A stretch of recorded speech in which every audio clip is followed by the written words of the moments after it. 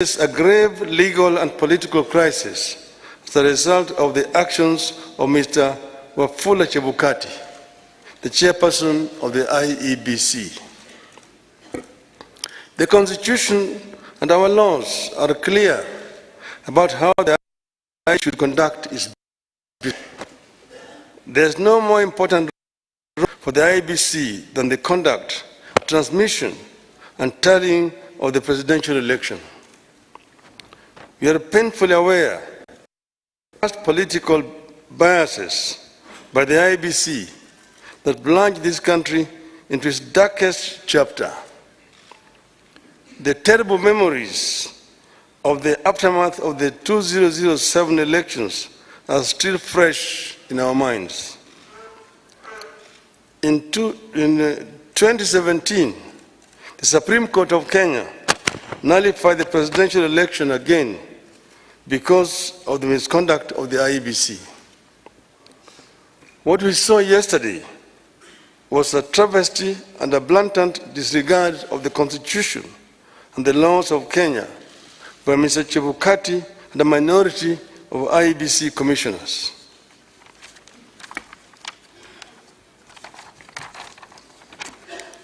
The law is clear on the role of the chairperson of the IEBC. The law does not vest in the chairperson the powers of a dictator to rule the IEBC unilaterally. The IEBC is structured as a democratic institution in which decisions must be taken either by consensus or by a vote of the majority. The chairperson and a tiny minority of commissioners have no legal authority to take weighty decisions and proclaim them as the rulings of the IEBC. The law on the IEBC provides that unless a unanimous decision is reached, a decision on any matter before the Commission shall be by a majority of the members present and voting. I want to repeat. Unless a unanimous decision is reached, a decision on any matter before the Commission shall be by a majority of the members present and voting. In addition, the Court of Appeal in the Maina Kiai case ruled, and I quote again, reiterate, as we conclude, that there is no doubt from the architecture of the laws we have considered that the people of Kenya did not intend to vest such boundless powers in one individual, that is the chairperson of the appellant. That is why I and Azimio La Umoja One Kenya and the nation at large were shocked yesterday to learn that Mr. Chebukati alone decided to pronounce himself on the supposed winner of the 2022 presidential elections.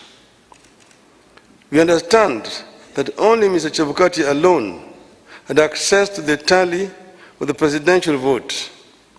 He denied all the commissioners access to that information until he suddenly appeared before the commissioners in the late afternoon to present them with a fait accompli.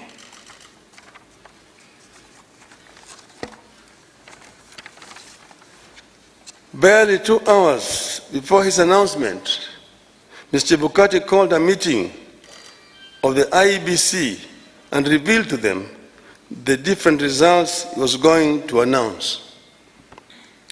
4 of the 7 protested Mr. Chebukati's actions.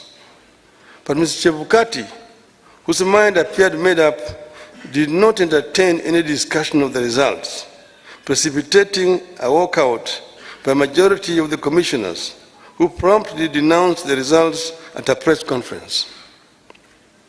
We know what happened next. A majority of the commissioners walked out and held a press conference where they denounced the results. Our view in Azimio is clear. The figures announced by Mr. Chebukati are null and void.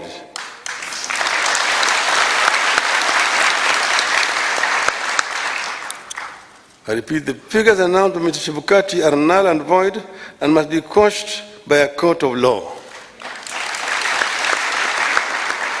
In our view, there is neither a legally and validly declared winner nor a president-elect.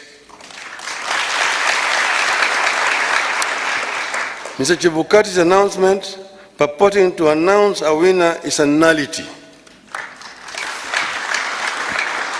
He acted with gross and in total disregard of the Constitution and our laws. He could have plunged our country into chaos had our supporters not exercised great restraint. Such blatant acts of impunity can be a threat to the security of our country. It is not up to us to decide whether Mr. Chebukati has committed an offense. We leave that determination to the appropriate authorities. But for avoidance of doubt, totally and without reservations, reject the results announced yesterday by Mr. Chebukati. I want to commend our supporters for remaining calm and keeping the peace, and I urge them to continue to do so.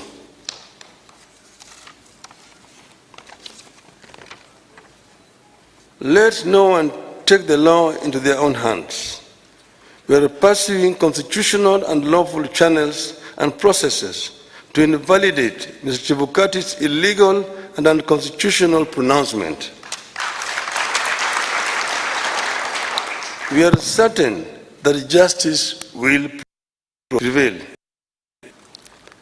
I want to further commend the heroism of the 4 commissioners, the majority of the IEBC, who stood up to the bullying and the illegal conduct of Mr. Chebukati.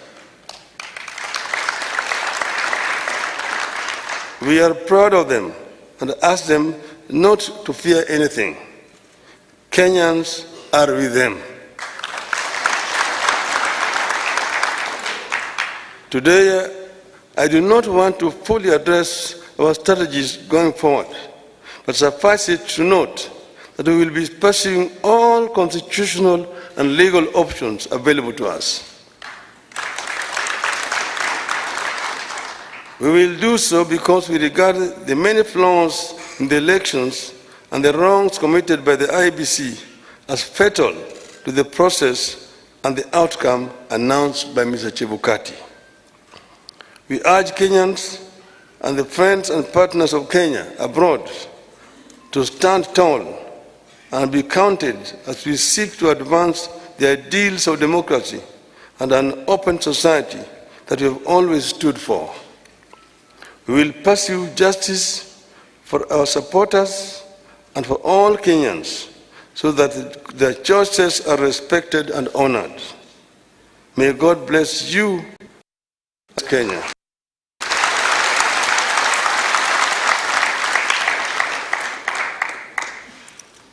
Nataka kuchukua tena fursa hii kutoa shukrani kwa Kenya wenzangu ambayo wameshiriki katika uchaguzi ambayo imepita. Wameonyesha ujasiri, wameonyesha uzalendo na upendo kwa nchi yao. Wakenya kila mahali walijitokeza wakapiga kura kwa njia ya amani.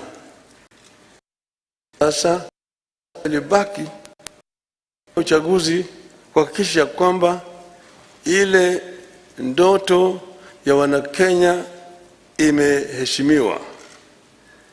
Tumegundua hitilafu ambayo imefanyika katika IEBC ambayo imejaribu kutaka kukiuka yale ambayo Wakenya wenyewe walikuwa wamefanya. Tumeona yale ambayo imefanywa na yule mwenyekiti wa tume ya uchaguzi Bwana Wafula Chebukati kwa kujaribu kupindua ili uamuzi wa Wakenya. Anafanya hivyo bila kushauriana na wale wenzake ambaye wako pale pamoja naye katika tume ya uchaguzi. Sisi wana Kenya na wana Azimio tunapenda amani. Tunapenda umoja wa Kenya.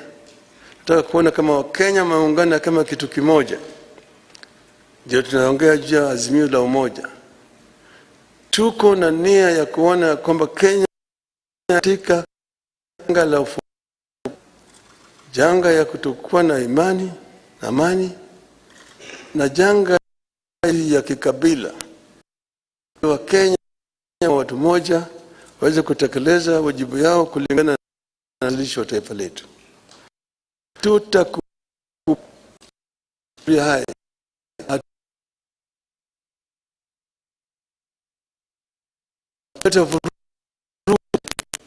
karibu lisha wameamua hatutakubali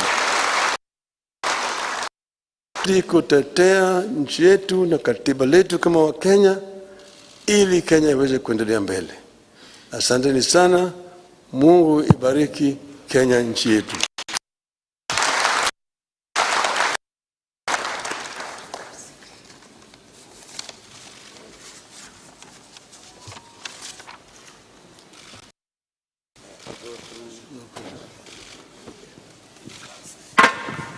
Niombe sote tusalie tumeketi tunapomruhusu Mheshimiwa Raila Amolo Odinga, mgombea mwenza, Martha Wangare Karua na wengine kuondoka.